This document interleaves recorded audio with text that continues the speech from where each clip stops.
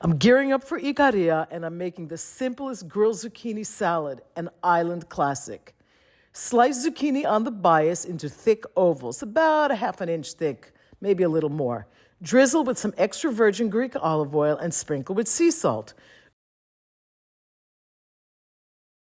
Grill over medium-high heat in an oiled grill pan. Whisk together more extra virgin Greek olive oil, balsamic vinegar, sea salt, Greek oregano, and a little pepper.